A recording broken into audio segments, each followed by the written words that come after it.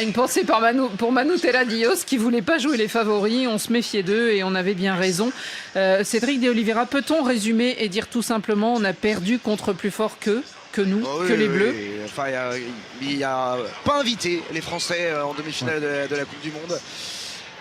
Battu par largement plus fort et on se demandait, voilà, il y avait un rapport de force, il y avait cette histoire de dynamique côté français, ces attaquants qui avaient tant brillé jusqu'à maintenant aux États-Unis et puis de l'autre côté ce collectif si huilé, si impressionnant c'est vrai qu'il y a eu cette erreur de Digne qui a provoqué le penalty sur Yamal. Et ça a complètement fait basculer le match, mais après c'est vrai que l'Espagne est après derrière, en tout cas quand elle est comme ça devant, quand elle mène 1-0 et qu'elle a une telle qualité technique, on n'a pas vu les Français aussi à l'aise techniquement et ils n'ont pas réussi à emballer le match et l'Espagne elle est très à l'aise pour contrôler ce genre de rencontre. Et le deuxième but il vient de manière assez logique et à l'arrivée les Français, il y a eu aussi la blessure de Saliba, ça n'a pas aidé, mais ça veut dire que en fait l'équipe de France il n'y a pas de marge, c'est-à-dire que derrière il y a un fait de jeu et elle n'est pas capable en fait d'inverser, peut-être parce que c'est l'Espagne, parce que voilà, mais en tout cas elle n'a pas été capable d'inverser la tendance de ce match qui a été mal embarqué dès la 20e minute. Yoro, est-ce qu'on peut comprendre aussi peut-être ce non-match des Français, en tout cas cette faible partition, on va dire, des Français où on n'a pas vu leur jeu par le fait justement qu'ils se sont souvenus un peu trop tôt que ça fait 20 ans qu'on gagne pas contre eux? Moi, je crois pas. Je crois que le penalty a fait énormément de mal à cette équipe française. Avant ce penalty, il y avait jeu égal entre les Espagnols et les Français. Oui, on en était un peu même encore au round d'observation, quoi. Oui, Hein. en plus, c'est pas sur une action de jeu ou une action de but. C'est une faute. Je crois qu'il s'est tellement concentré sur le ballon en oubliant Lamine Yamal. C'était sur un ballon qui n'était pas dangereux. Et Yamal le joue très bien. Il le joue très bien. Ça fait partie du football. Ça fait partie du football. Carrément. C'est un peu, pour moi Carrément. même, c'est ce penalty. Moi, je le siffle pas. Après, c'est à l'appréciation de l'arbitre. Je siffle pas parce que Lamine Yamal a entamé sa chute avant qu'il y ait contact avec le pied de Digne. Voilà. Pour moi, il n'y a pas de débat. C'est contact dans la surface. On va voir Euro comme arbitre ce soir. Voilà, je veux dire, on a vu des pénaltys pour beaucoup moins que ça dans cette Coupe du Monde. Et là, il y a contact dans la surface. Derrière, c'est une énorme erreur. Et d'ailleurs, il n'y a pas grand monde pour venir le contester. C'est grotesque même. Ouais, voilà. Il y a un côté grotesque, maladroit, qui a mal géré les choses parce qu'en général, tu te mets de 3/4. Et il ne l'a pas fait. Et il va pour dégager. Et Yamal, il sent le coup, il arrive. Et il se prend un kick au niveau du genou, de la cuisse. Qu'est-ce que vous voulez que l'arbitre fasse? Surtout que Lucas Digne est un joueur expérimenté, il a 32 ans, il est à la veille de ses 33 ans. Et normalement, la moindre des choses, c'est de prendre l'information. Ouais. En fait, il a envie de dégager pour vraiment éloigner le danger et il jette pas le coup d'œil. Parce que s'il jette le coup d'œil, il arrête le geste. Il rate sa tête aussi au départ. Donc voilà, mais c'est là-dessus comme ça que ça peut basculer des matchs comme ça. Oui, et ce soir, Digne, il a une chance, Annie, parce qu'on pourra en faire le bouc émissaire ou ce qu'on veut. Mais le reste du match, moi j'ai complètement oublié que Digne avait provoqué le premier but. Tellement les autres ont été aussi méconnaissables. Mais justement, Nabil, comment peut-on comprendre que cette fébrilité communicative justement à partir de ce moment-là? Certes, même on peut se dire c'est pas normal, c'est injuste et tout ça, mais quand c'est des joueurs professionnels et qu'il y a une finale en jeu. Vous savez, le football, je ne vais pas faire dans la spéculation, c'est un peu comme la bourse. Et la bourse, l'élément principal, ça s'appelle la confiance. Et il suffit d'un truc et ça peut vous dérégler même une Formule 1. Il y a eu effectivement des signaux sur ce match. Ce pénalty concédé, l'équipe de France pour la première fois menée. C'est une situation jusqu'à présent qu'on ne connaissait pas. Et ensuite, autre élément qui est rentré en ligne de compte, le leader de défense, Saliba, qui sort sur blessure. Donc tu te regardes, même si le football c'est pas que de l'irrationalité, tu te dis oh là ce soir c'est peut-être pas pour nous quoi. C'est pas le bon soir. Et le football c'est parfois ça. Et en face, Annie, il y a une équipe qu'on avait annoncée moins forte qu'en 2024 et que nous on avait annoncé beaucoup plus fort qu'en 2024. Moi ça m'a fait penser au match de 2006 avec Zidane, Ribéry et Vieira. Avant le match, les favoris c'était les Espagnols et nous on allait sortir. Et là, c'était tout le contraire. Ils avaient envoyé même Zidane à la retraite dans la presse. Et là, c'était tout le contraire. Là, on était les favoris. Mais c'est depuis qu'on ne les bat pas. Là, on était les favoris. Et nous, là, on était les favoris. Et eux, c'était les outsiders. Ils étaient moins bons qu'en 2024. et c'était eux qui allaient sortir. Et ben voilà, l'histoire, elle n'a pas bégayé une seconde fois. Nabil, pas vraiment outsider. Ah bah attendez, vous étiez pas ici, vous étiez pas en France, parce que l'humilité, on en a manqué, je peux vous le dire. Oui, et les joueurs. Normal, après, c'est normal que vous soyez, enfin que les, s'il n'y a pas de, en tout cas, s'il n'y a pas de confiance ou en tout cas encore une fois d'espoir à ce moment-là en demi-finale de Coupe du Monde après un début de compétition comme celui-là, il n'y en a jamais. Mais je veux dire, en face, on savait que c'était une équipe redoutable et qu'il y avait un 50-50. Oui, mais c'est vrai que Nabil a raison. L'équipe de France, quand même, quand on regarde sur le papier, il n'y a pas vraiment photo entre les deux équipes. Ils n'ont pas du tout les cartouches offensives qu'a la France. Oui, moi, je pense dans la continuité. On les a pas vus ce soir. Dans la continuité. Vous parlez de la qualité individuelle des joueurs. Non, mais c'est pour ça que Nabil disait que l'équipe de France était quand même favori dans l'esprit. Déjà en France, mais je pense que même à l'international, les gens misaient plus une pièce sur l'équipe de France que l'inverse. Après, Nabil a raison. Je pense que le football, c'est un sport de dynamique. Et à partir du moment où il y a eu le penalty, l'équipe de France s'est littéralement fait éteindre. Et derrière, ils n'ont jamais eu la force de caractère de revenir. Et on parle de dynamique. Il faut savoir que sur les 3 derniers matchs, l'Espagne a remporté les 3 matchs. Et l'humilité, il n'y en avait pas aussi du côté espagnol. Quand on voit les stories Instagram de Lamine Yamal juste avant le match qui dit on a l'habitude de les battre. Il met en photo sa célébration, etc.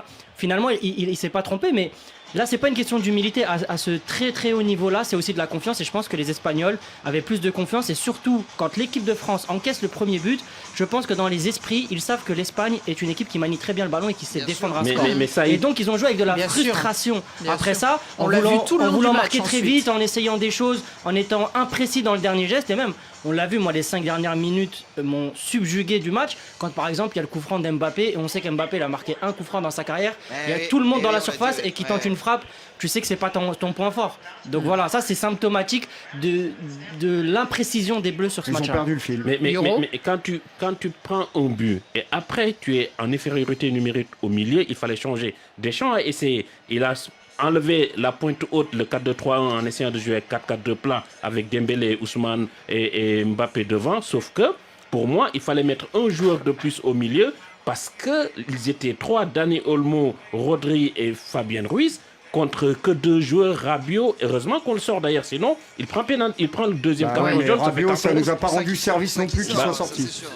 Honnêtement, c'est vrai, moi j'aurais pas sorti Adrien Rabiot. Il prend un rouge s'il ne sort pas. Je sais pas s'il prend un rouge parce que c'est vrai qu'il était très Deschamps. C'est ce que disait Deschamps à la mi-temps. Franchement, il avait fait une autre faute en fin de première période. Exactement. Ouais, franchement, c'était. On a failli finir. Complètement. Le problème avec l'Espagne, en fait, ce qui s'est passé, c'est que quand ils ouvrent la marque, ils mènent 1-0. Ensuite, les Espagnols, c'est simple, ils vous emmènent au bloc opératoire et vous mettent l'anesthésie. Et ils nous ont mis une anesthésie. Et Euro a raison d'insister sur le milieu de terrain parce que il y a un joueur pour moi qui savait que la bataille elle se passerait. Il y a un joueur qui a tout reparamétré. Il y a un joueur qui s'appelle Rodri qui est Ballon d'Or. Rodri, c'est impressionnant. Et en face, on avait Tchouaméni qui revenait après 15 jours sans compétition et c'était plutôt le Ballon d'Or. donc, il y a un moment, la différence, elle s'est faite dans ce secteur de jeu-là. Elle s'est pas faite devant pour nous. Elle s'est faite au milieu où on a perdu la bataille du milieu clairement. Et eux, ils ont des certitudes, ils ont un logiciel et ils ont des joueurs qui sont peut-être pas candidats au Ballon d'Or comme Olmo ou comme Oyarzabal, mais qui ont 200 000 km au compteur ensemble et qui jouent les yeux fermés ensemble. C'est ça qui est admirable aussi, Cédric, dans cette équipe espagnole, c'est cette interchangeabilité entre eux, c'est-à-dire que on faisait allusion au... C'est les mêmes changements contre la Belgique quasiment. Oui, et on faisait allusion dans la première partie à cette épopée qui avait commencé finalement en 2008 avec leur victoire à l'Euro, qui s'était poursuivie en 2010, 2012. Et là, alors on me disait oui, mais peut-être qu'il y avait d'autres personnalités, d'autres grands joueurs et tout. Et finalement, ils ont ça en eux maintenant, c'est-à-dire ils jouent depuis toujours, on le sait, depuis les classes de base, ce football en triangle, ce football de passe, ce football de possession. Ça fait 40 ans que le modèle espagnol, c'est ça. Donc c'est sûr que peu importe le club dans lequel vous jouez, évidemment, il y a une prédominance barcelonaise, mais nettement, peu surtout importe, cette année. Mais d'ailleurs, c'est assez visible parce qu'il n'y a aucun joueur du Real, même si Cucurella va arriver, mais quand vous voyez Dani Olmo, vous voyez Yamal, il y a Koubarsi, il y a Pedri, il y a encore Gavi sur le banc. Enfin, c'est. Ah oui, t'as raison. Disons qu'en fait, quand il y a cette prédominance-là et cette logique, effectivement, depuis 5 ans, 6 ans, vous pouvez mettre qui vous voulez. Le numéro 9, c'est Oyarzabal. C'est quand même l'attaquant de la Real Sociedad et il est là et il peut jouer. Derrière, vous faites rentrer Ferran Torres, autre Barcelonais. Daniel. Enfin, en fait, des certitudes sur lesquelles vous pouvez vous appuyer. Et derrière, si vous sautez, ok, vous allez manquer une phase finale de Coupe du Monde en 2014, vous allez être éliminé, mais derrière, vous vous dites, c'est pas grave. Allez, hop, on continue parce que de toute façon, il y aura toujours des joueurs, il y aura toujours cette façon-là. Et il y a le modèle espagnol, ça fonctionne. En tout cas, ça fonctionne sur la durée. Et quand il rajoute des talents unidimensionnels comme Lamine Yamal, qui apporte de la verticalité, et Rodri, on va bien en parler de ce joueur. Ce joueur est exceptionnel. C'est un joueur exceptionnel. Le métronome. Aujourd'hui, Fabien Ruiz a fait également un grand match. On parle beaucoup de la possession de cette équipe espagnole. Mais qu'est-ce qu'ils sont bons dans ce jeu de position. Mais le jeu de position, c'est-à-dire le fait qu'on mette 2 joueurs sur la ligne qui ne vont jamais rentrer au milieu. Yamal était là et de l'autre côté, c'était je ne sais plus qui. Baena. Voilà. Mais le deuxième but, c'est parce qu'il y a ce jeu de position. Parce que Lamine Yamal, il n'empiète pas sur ce 1-2 demandé par le latéral droit. Et qu'est-ce qu'il fait, le latéral gauche de la France? Il dit, je resserre, je laisse Lamine Yamal seul. Là, Yoro, il va remplacer Papio. Là, je suis en train de le voir, il fait le tableau noir. Je reste sur Lamine Yamal et il y a le latéral qui demande le 1-2, Pedro Porro, qui file au but. Il file au but parce que justement, il y a ce jeu de position qui cloue ces deux défenseurs de la France. Et c'est magnifique, c'est très magnifique. Bon, après, on aurait pu fermer aussi quand même. On parle d'effet de jeu. On parle d'effet de jeu. C'est vrai qu'il y en a eu un autre aussi. Il y a eu d'abord ce penalty, mais il y a eu aussi après Saliba. William Saliba qui sort, qui était quand même avec Upamecano, cette entente qu'on avait vue depuis le début de la compétition. Oui, c'était la meilleure charnière. Ça aussi, ça a un peu déréglé, on va dire, la machine des Bleus. Trois choses, Annie. Effectivement, le penalty, pas contre le cours du jeu, mais un penalty évitable. En tout cas, le penalty. Et 2 signes hyper importants. Saliba, effectivement, qui était le meilleur défenseur quasiment de la compétition avec Upamecano. Et le troisième, c'est Olysée. Et non, le troisième, pour moi, c'est Rabiot. Parce que Rabiot, il est très important sur le tournoi. Il est très fort. Rabiot, c'est un joueur avec une grande qualité technique, qui met de l'impact. Et quand il le sort, là, ça bascule encore une fois du mauvais côté pour l'équipe de France.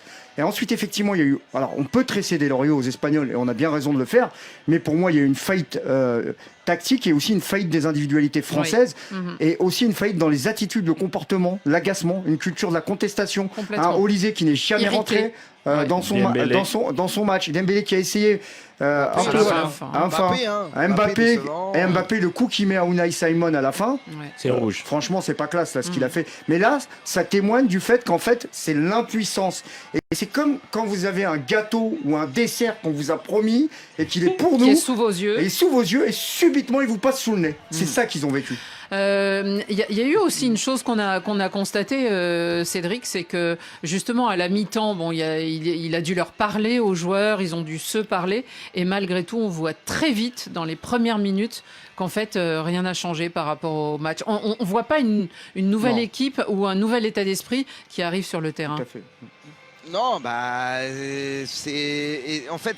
Je pense qu'encore une fois, on en a déjà parlé là depuis quelques minutes, mais c'est quand le match ne bascule pas du bon côté comme ça. Mais parfois... Derrière, vous avez l'avantage psychologique des Espagnols parce qu'ils ont gagné en demi-finale de Ligue des Nations, ils ont gagné en demi-finale de l'Euro, et vous savez en fait qu'en face de vous, vous avez une équipe qui est tellement forte, à l'aise, qui est tellement forte techniquement, c'est incroyable. Voilà, techniquement. Et de l'autre côté, vous dites il y a un miracle à faire, c'est-à-dire qu'il faut que on a tellement peu le ballon qu'il faut que en première, c'est dommage parce qu'il y a un peu de frustration parce que effectivement avant le penalty, il y a des petites phases de jeu, on sent de l'idée, on sent des décalages sur les côtés et la peur aussi chez les Espagnols que ça prenne feu parce que à chaque fois que Mbappé avait le ballon, il y avait de la crainte chez les Espagnols et tout ça s'est transformé une fois qu'il y a eu le penalty, et ça a été plutôt l'inverse, c'est-à-dire pas de problème, nous de toute façon maintenant on a un but d'avance. Alors allez-y les gars, vous pouvez attaquer et puis de toute façon on a de quoi vous planter un deuxième but. Après c'est les rois pour faire tourner le ballon. Le taureau, c'est leur football. Ensuite attention. Avec les petits olés dans le stade. Il faut être d'une très haute qualité technique parce que quand on regarde comme ça, ça a l'air facile. C'est hyper difficile. Alors, le pressing de la France n'était pas mauvais, in fine. La France a mis beaucoup d'intensité parce que c'est vrai que aujourd'hui on est très critique par frustration et surtout les grands joueurs n'ont pas pris leurs responsabilités parce que on peut refaire tout le match, on peut décortiquer, mais à un moment donné, il y a aussi la qualité individuelle des joueurs qui doit se mettre en place et qui ne s'est pas mis en place. Mais sur le défi physique, la France a répondu présent. C'est juste que les Espagnols, techniquement, ils étaient parfaits. C'était vraiment parfait. Ils étourdissaient leurs adversaires. On a beaucoup parlé des faits de jeu. Moi, je suis pas certain que, par exemple, la sortie de Saliba ait changé fondamentalement quelque chose, parce que Maxence je parlais dans la tête. Oui. C'est-à-dire se dire, il y a encore quelque chose contre, quoi. Il y a eu ce penalty, plus ou moins, même s'il est juste, mais qui impacte déjà l'effet moral. Ça et puis après, jamais du côté de la France. C'est vrai, bien sûr, les signes. C'est vrai que les signaux étaient négatifs, mais je vais rebondir sur ce que disait tout à l'heure Nabil. Pas trop, parce qu'il y a un plafond.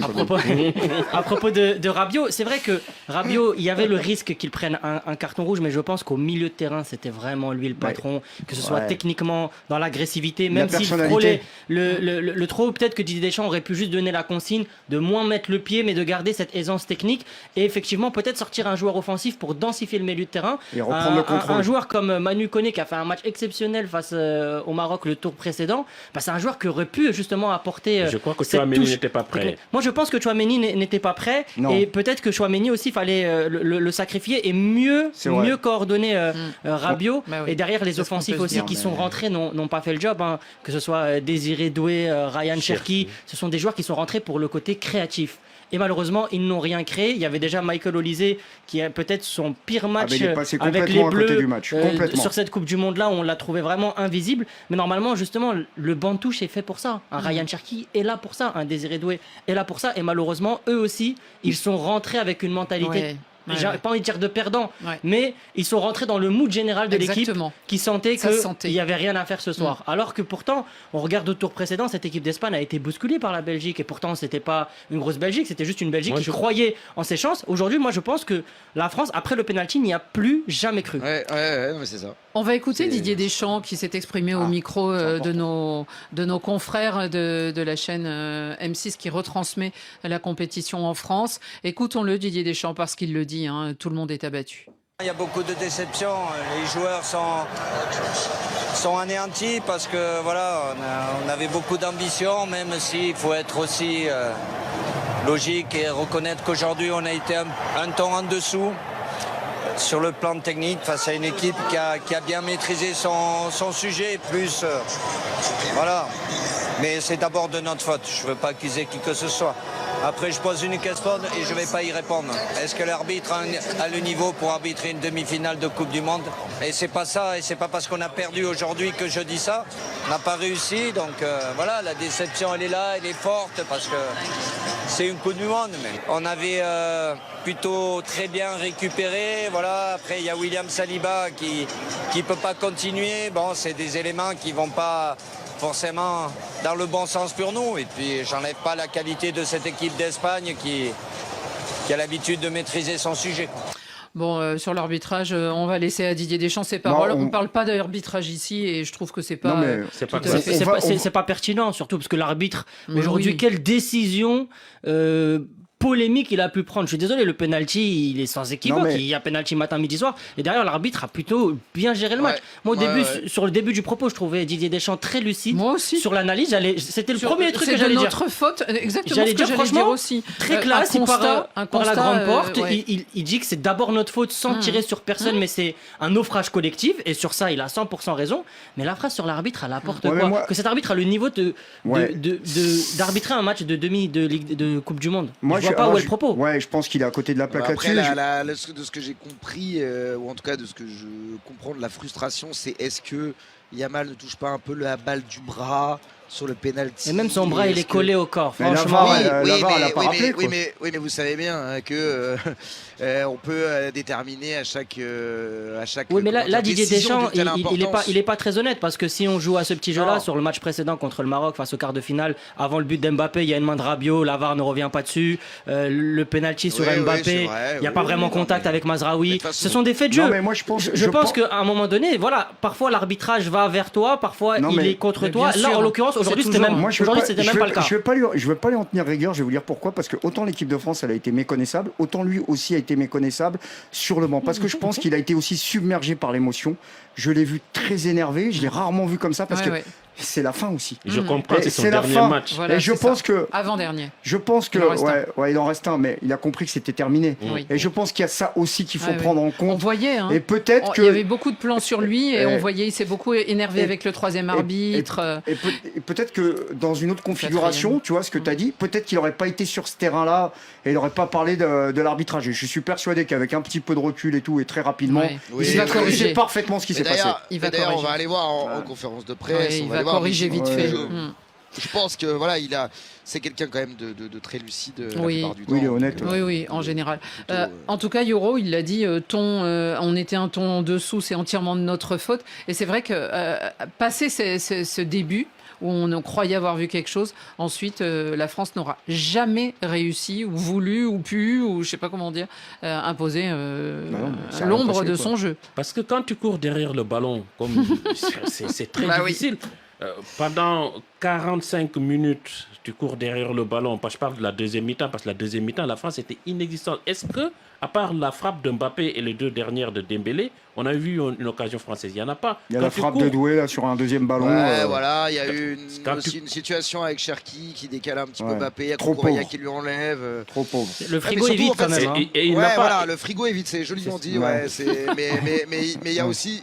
Il y a aussi cette impuissance, quoi. C'est vrai qu'en fait, malheureusement, à la fin, on se dit mais tiens, en fait, est-ce qu'ils sont pas capables, comme ça, d'aller mettre du rythme et d'aller mettre des coups de boutoir à la défense espagnole? Ils n'ont jamais existé. Mais il n'y a pas assez de qualité de technique, malheureusement. Il y a pas honnêtement, Cédric, est-ce que tu as eu le sentiment ce soir, moi en tout cas, des fois, il y a des matchs, tu as l'impression que tu les as pas joués finalement. Moi, je ressors de ce match en me disant que la France n'a pas joué. Je ressors de ce match en me disant, en fait, la France, elle a jamais joué ce match en fait. On peut reprendre une phrase culturelle qui dit ce soir, on peut pas dire que tu as mal joué car tu n'as pas joué. Voilà, c'est Booba qui a sorti cette phrase. C'était le petit instant culture. Alors, on va essayer de garder la pêche. Après le frigo vide, Booba.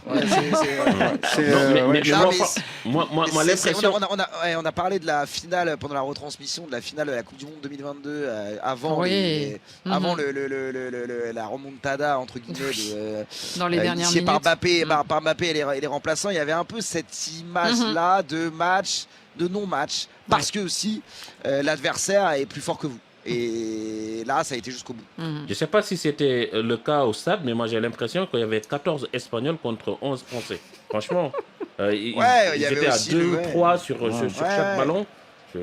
C'est là où ils sont forts. C'est Rodri, toujours bien placé. Il est là. Et en fait, il y a toujours deux. Il n'y a pas qu'une solution en fait à chaque fois que le porteur de ballon espagnol a le ballon. C'est-à-dire qu'il en a deux, il en a trois. Et ça, c'est une sorte de balai qui est assez agréable à voir jouer.